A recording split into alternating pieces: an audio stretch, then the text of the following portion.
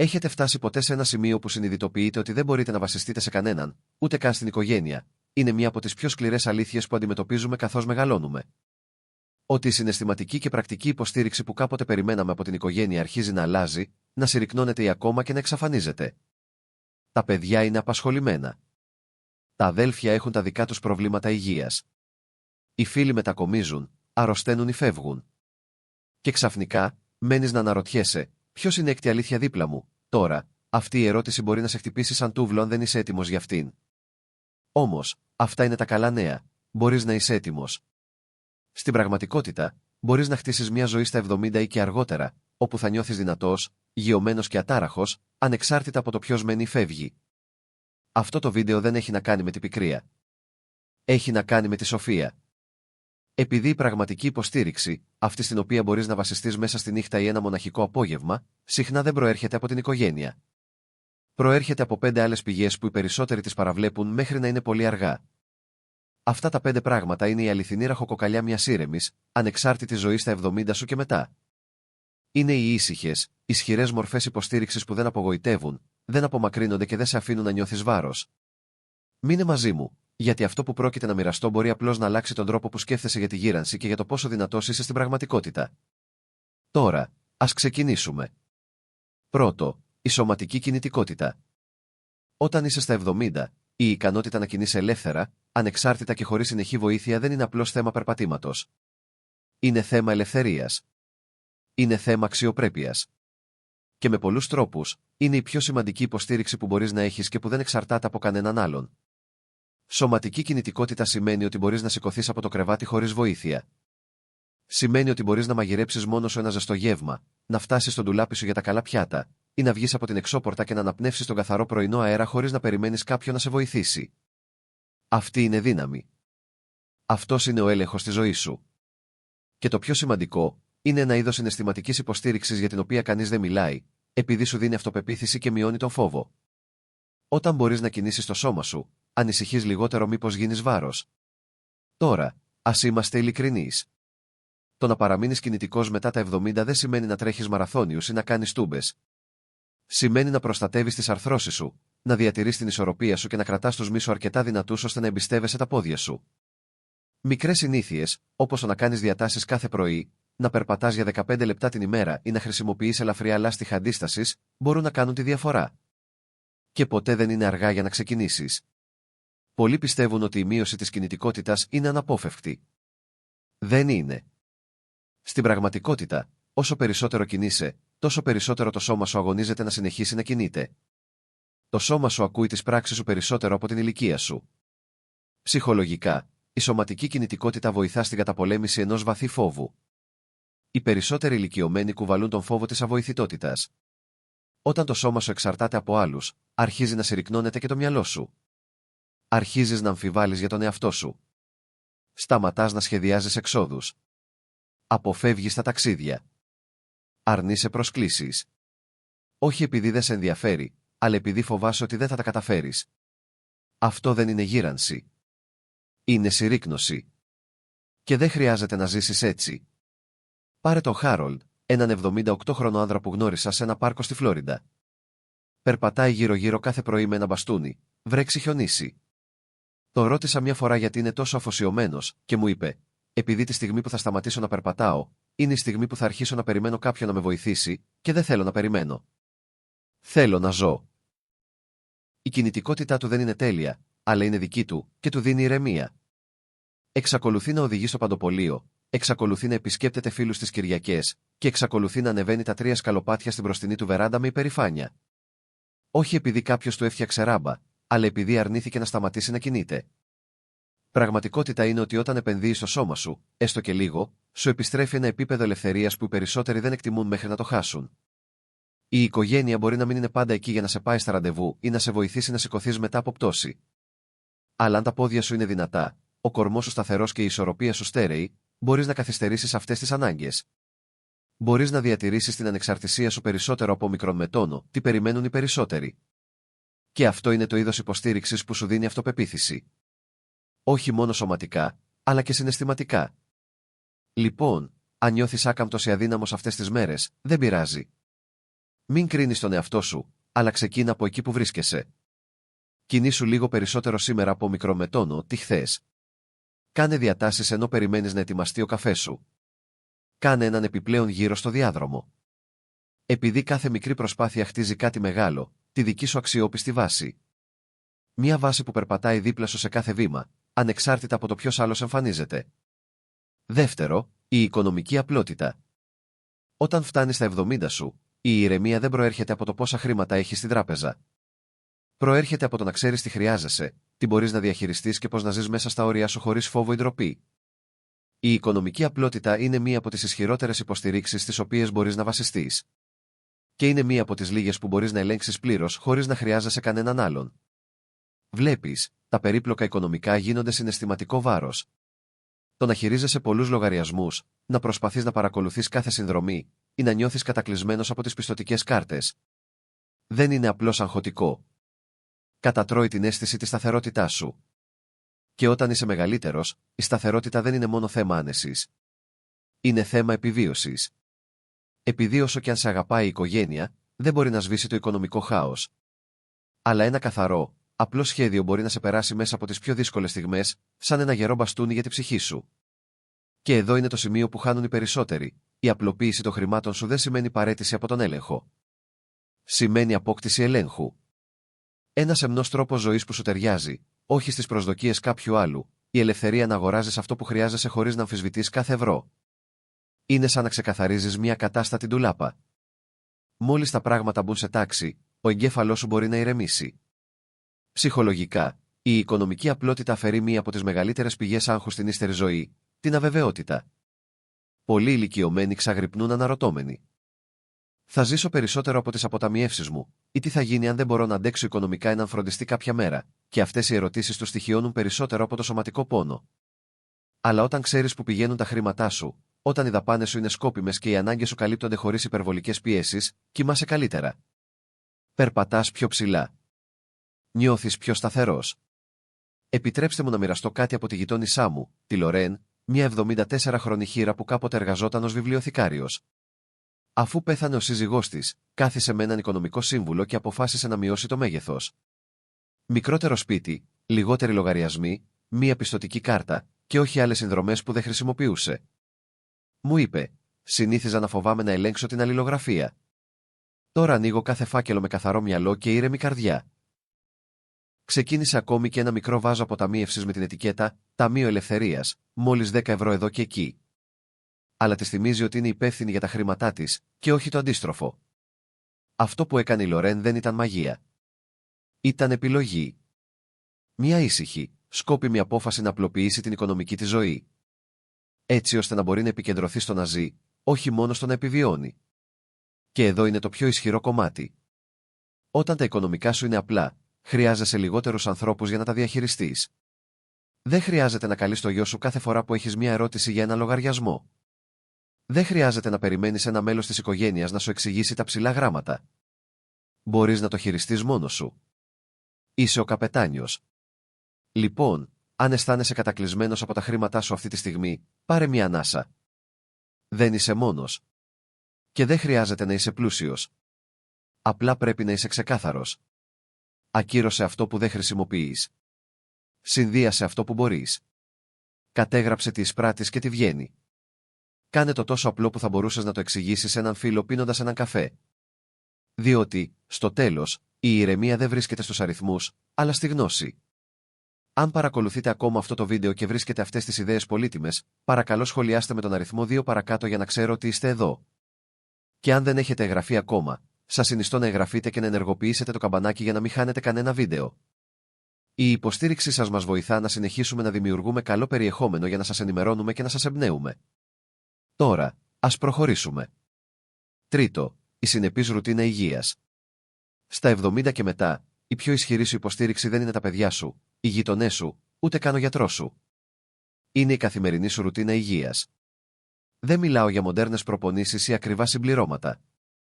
Εννοώ τις μικρές, σταθερές ενέργειες που επαναλαμβάνεις κάθε μέρα για να διατηρείς το σώμα και το μυαλό σου σε λειτουργική κατάσταση. Αυτό είναι το είδος της αυτονομίας που χτίζει την αληθινή ανεξαρτησία. Διότι όταν το σώμα σου νιώθει σταθερό, το ίδιο συμβαίνει και με το πνεύμα σου.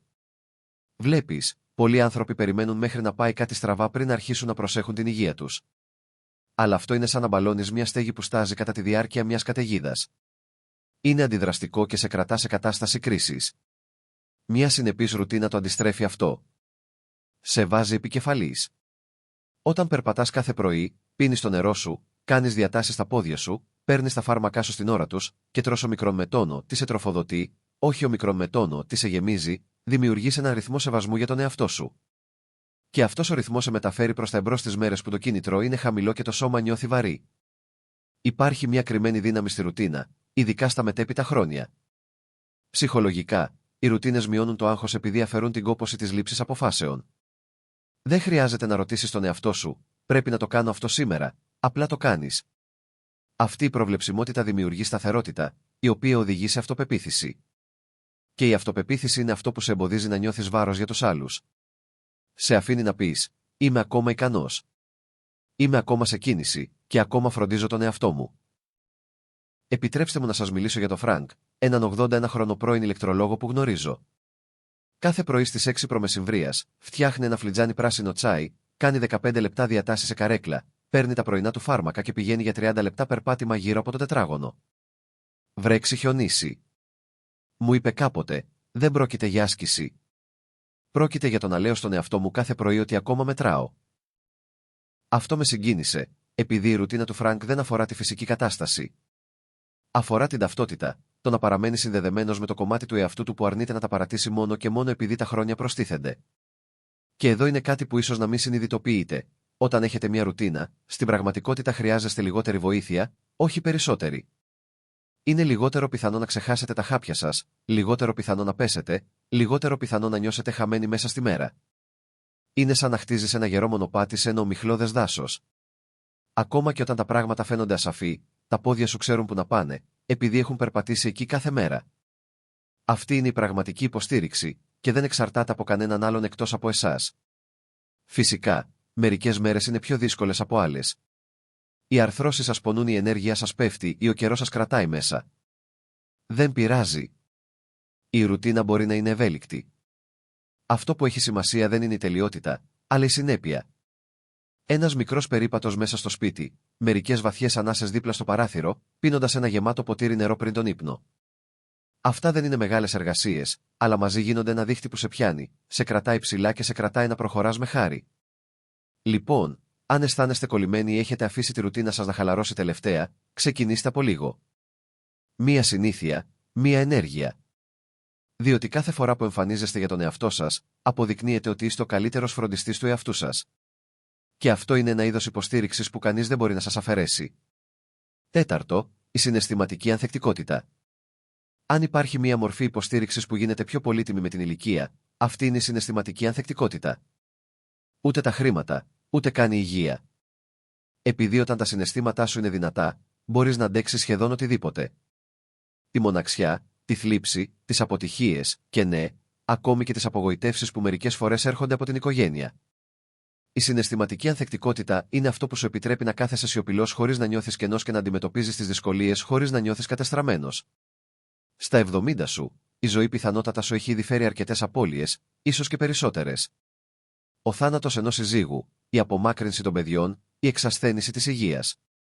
Και το λάθος που κάνουν πολλοί είναι να νομίζουν ότι η συναισθηματική δύναμη σημαίνει να μην νιώθεις ποτέ λύπη. Δεν είναι αυτό. Η συναισθηματική ανθεκτικότητα σημαίνει να νιώθεις βαθιά.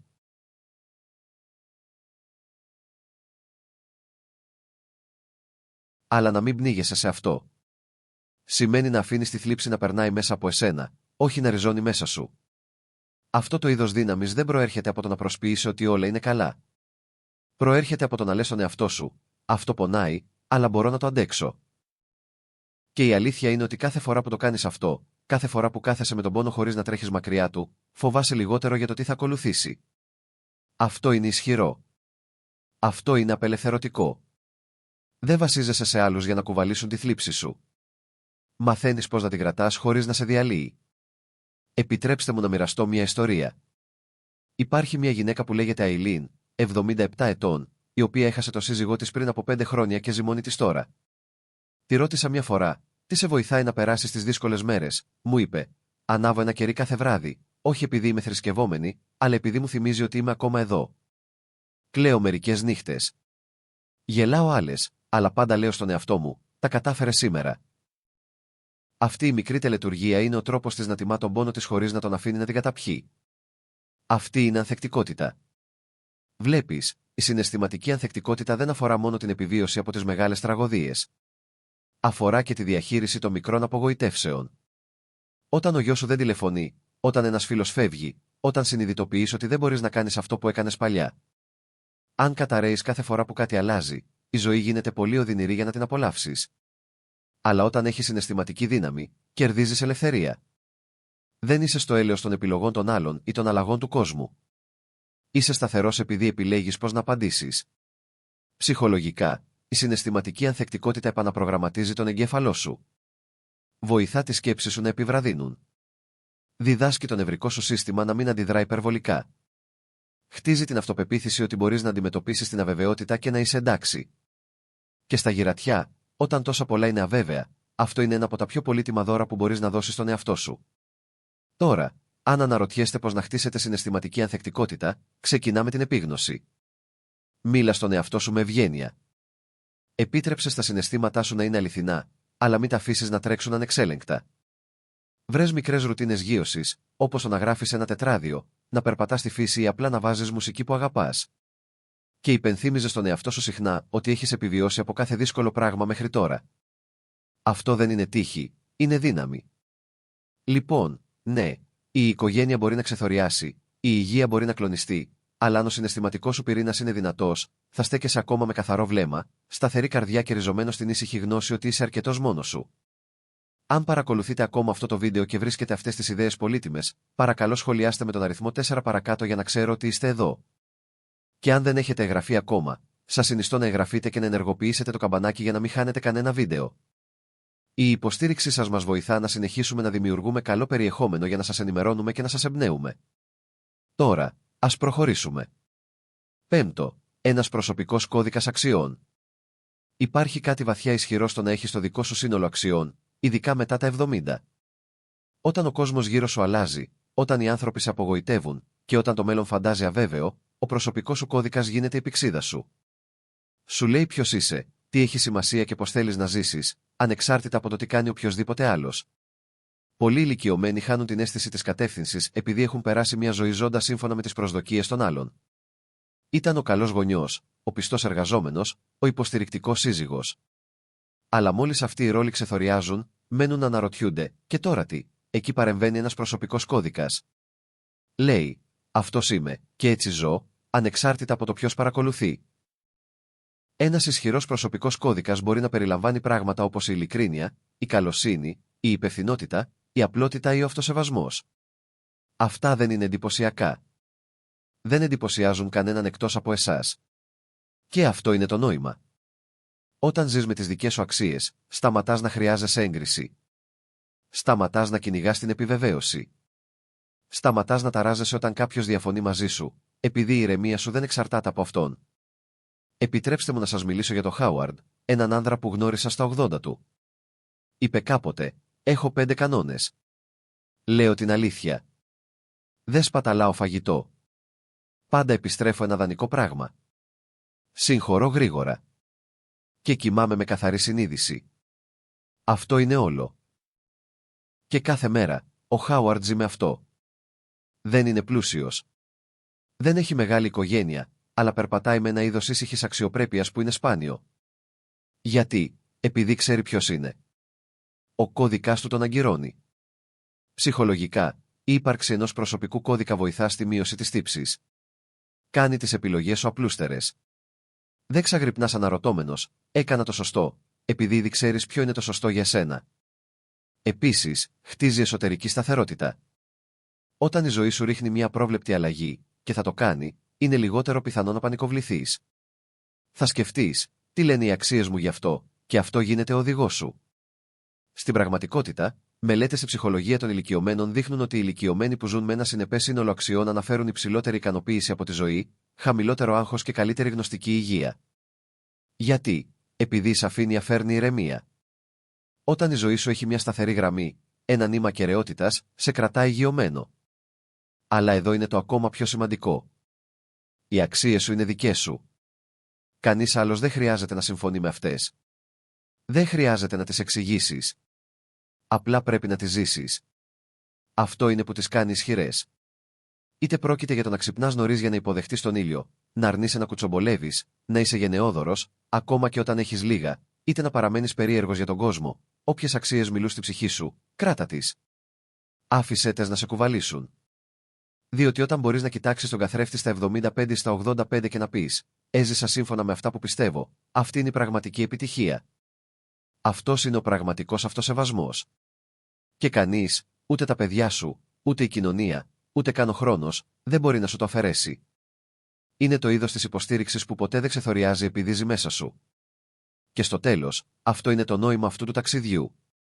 Όχι το να σε θυμούνται όλοι οι άλλοι, αλλά το να είσαι σε ειρήνη με τον εαυτό σου. Ένας προσωπικός κώδικας σου δίνει αυτή την ηρεμία. Δεν είναι δυνατός. Δεν καυχιέται, αλλά σε κρατάει ήσυχα, πιστά, όταν όλα τα άλλα αλλάζουν. Τελικές σκέψεις. Ξέρετε, καθώς μεγαλώνουμε, συχνά βρίσκουμε τον εαυτό μας να αναλογίζεται ποιος στέκεται πραγματικά δίπλα μας όταν τα φώτα είναι χαμηλά και οι μέρες γίνονται ήσυχες. Και δεν είναι πάντα αυτός που νομίζαμε. Η οικογένεια. Οι φίλοι, ακόμη και το ίδιο μας το σώμα μπορεί να γίνει λιγότερο αξιόπιστο με το χρόνο. Αλλά αυτό δεν σημαίνει ότι μένουμε με το τίποτα. Στην πραγματικότητα, όσο μεγαλώνουμε, τόσο περισσότερο συνειδητοποιούμε ότι μερικές από τις ισχυρότερες υποστηρίξεις στη ζωή μας δεν ήταν ποτέ έξω από εμάς. Ήταν μέσα μας, περιμένοντας να κουμπίσουμε πάνω τους. Ίσως είναι η ήσυχη δύναμη των καθημερινών ρουτινών, ο παρηγορητικός ρυθμός που λέει στο μυαλό και στο σώμα σου ότι είσαι ασφαλής, είσαι γειωμένος, ή ίσως είναι η χαρά των μικρών επιδιώξεων, πράγματα που κάνουν τις ώρες να έχουν νόημα ακόμα και όταν δεν υπάρχει κανείς άλλος γύρω. Αυτά δεν είναι απλά χόμπι, είναι σανίδες σωτηρίας για τη δική μας ταυτότητα και σκοπό. Μετά, υπάρχει σωματική αυτοσυντήρηση. Κάτι τόσο απλό όσο το να κρατάς τα πόδια σου δυνατά και τα γεύματά σου ισορροπημένα μπορεί να σημαίνει τη διαφορά μεταξύ ανεξαρτησίας και εξάρτησης. Είναι μια αλήθεια που δεν θέλουμε πάντα να ακούσουμε, αλλά είναι αυτή που μας δίνει το μεγαλύτερο έλεγχο στο πώς γερνάμε. Το να φροντίζεις τον εαυτό σου δεν είναι ματαιοδοξία, είναι σοφία. Μιλήσαμε επίσης για το να έχεις ένα κοφτερό μυαλό, να παραμένεις περίεργος, να παραμένεις αφοσιωμένος, να παραμένεις ζωντανός στον κόσμο των ιδεών και της αλλαγής. Όταν ο εγκέφαλός σου συνεχίζει να αναπτύσσεται, το ίδιο συμβαίνει και με την αίσθηση της συνάφειας και της ανθεκτικότητάς σου. Δεν ξεθοριάζεις, προσαρμόζεσαι. Εξελίσσεσαι. Εκπλήσεις ακόμα και τον εαυτό σου. Και ίσως το πιο ήσυχα ισχυρό από όλα, εξερευνήσαμε το να έχεις έναν προσωπικό κώδικα, ένα σύνολο αξιών που καθορίζουν ποιος είσαι, ανεξάρτητα από το ποιος μπαίνει-βγαίνει από τη ζωή σου. Αυτή είναι η πυξίδα σου. Αυτή είναι η πανοπλία σου. Αυτό είναι που σου επιτρέπει να γεράσεις με αξιοπρέπεια και να πεθάνεις με ειρήνη. Λοιπόν, τι σημαίνουν όλα αυτά? Σημαίνει ότι το πιο αξιόπιστο σύστημα υποστήριξης μετά τα 70 μπορεί να μην είναι ένα άτομο, αλλά μια νοοτροπία, ένας τρόπος ζωής ριζωμένος σε συνήθειες, πεποιθήσεις και πρακτικές που σε κρατούν σταθερό μικρόν με τόνο, ό,τι και αν κάνει ο κόσμος. Πρόκειται για το να γίνεις το δικό σου θεμέλιο. Διότι όταν μπορείς να σταθείς δυνατός μόνος σου, στην πραγματικότητα δεν νιώθεις ποτέ μόνος. Αυτό το είδος εσωτερικής δύναμης δεν είναι απλώς παρηγορητικό, είναι απελευθερωτικό. Τώρα, ορίστε μια ευγενική πρόκληση για εσάς. Αφιερώστε μια στιγμή, ίσως αφού τελειώσει αυτό το βίντεο, και ρωτήστε τον εαυτό σας, ποια από αυτές τις υποστηρίξεις έχω ήδη στη θέση της, και ποια θέλω να χτίσω ξεκινώντας από σήμερα. Μη φοβάστε να ξεκινήσετε από λίγο. Οι μεγάλες αλλαγές ξεκινούν με μια ήσυχη απόφαση που λαμβάνετε στην ιδιωτικότητα της καρδιάς σας. Σας ευχαριστούμε που ήσασταν μαζί μας σήμερα. Θα θέλαμε να ακούσουμε από εσάς. Αφήστε ένα σχόλιο παρακάτω και μοιραστείτε ένα πράγμα που μάθατε σήμερα και πως σκοπεύετε να το χρησιμοποιήσετε στη ζωή σας. Οι σκέψεις σας είναι σημαντικές για εμάς, οπότε μην διστάσετε να τις μοιραστείτε. Το διάβασμα των σχολείων σας μας δίνει μεγάλο κίνητρο και ενθάρρυνση. Αν σας άρεσε αυτό το βίντεο και το βρήκατε χρήσιμο, παρακαλώ κάντε like, εγγραφή και κοινοποιήστε. Η υποστήριξή σας μας βοηθά να συνεχίσουμε να δημιουργούμε καλό περιεχόμενο για να σας ενημερώνουμε και να σας εμπνέουμε. Ευχαριστούμε για την παρακολούθηση και ανυπομονούμε να σας δούμε στο επόμενο βίντεο.